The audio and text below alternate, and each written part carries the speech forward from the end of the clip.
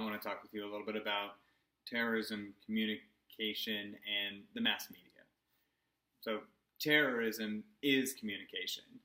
The reason it's so difficult to define terrorism is because different groups view actions in different ways. Where one group may view an act of violence as an act of terror, another group might see it as righteous retribution. One difference between terrorism and other violent acts is the outcome that each group hopes to affect. Even though the media coverage might end up being the same, most people who commit violent acts are not hoping to trigger a news cycle. In contrast, groups and individuals who commit terrorist attacks consider their actions as means to get news coverage, and thereby the attention of their friends and their foes. So, terrorism is communication. Terrorists hope to use the media to communicate a number of things. First, they want the public to be aware of their presence, and they want them to be afraid of their power.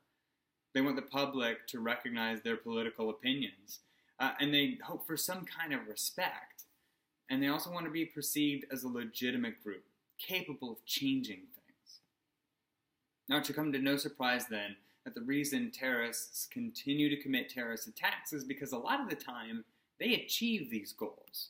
By reporting an attack, the public becomes aware of the group that perpetrated the attack, and people become afraid that they might be attacked next.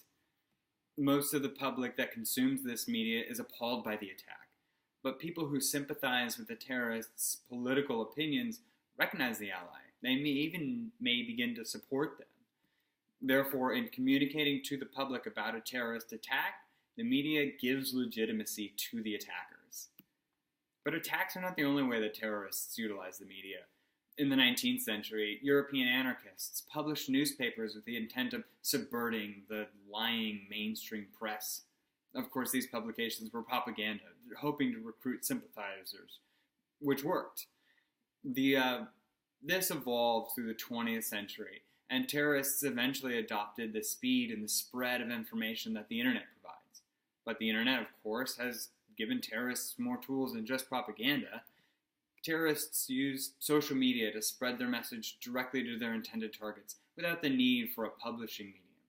They also use the communicative properties of the internet to connect directly with potential recruits and funding sources and convince them, join our cause.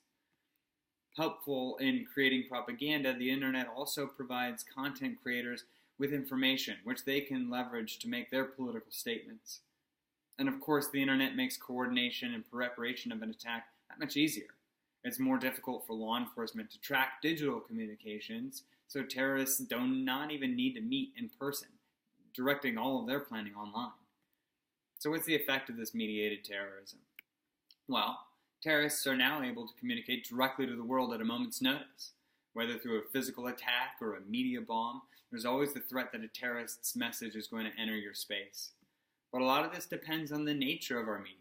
Islamic terrorists are more likely to be called terrorists by the press, and attacks in the West are more likely to be called terrorism than attacks in non-Western countries. When an attack is called terrorism, it tends to get overtyped. Terrorist groups or individuals could achieve headlines for people all around the globe.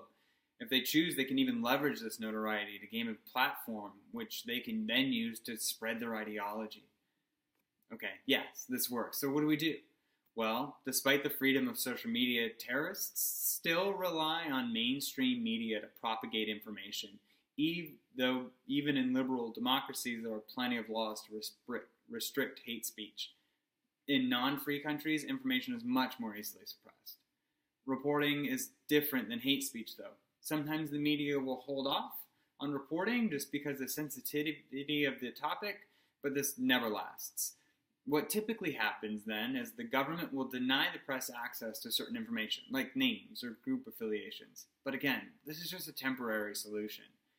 You see, terrorists know that political violence is a potent means to penetrate the strong links between the mass media, the general public, and the government. The act of terrorism is a master key for unlocking the door that grants access to mass media. Now, the media may incidentally help along terrorist narratives, but this is almost never their goal. Having a strong counter-narrative, good connections with the press, where correct and productive information can be disseminated, now that's imperative. Knowing what terrorists are using media for their own gain Officials who fight terrorists need to beat them at that. Thank you.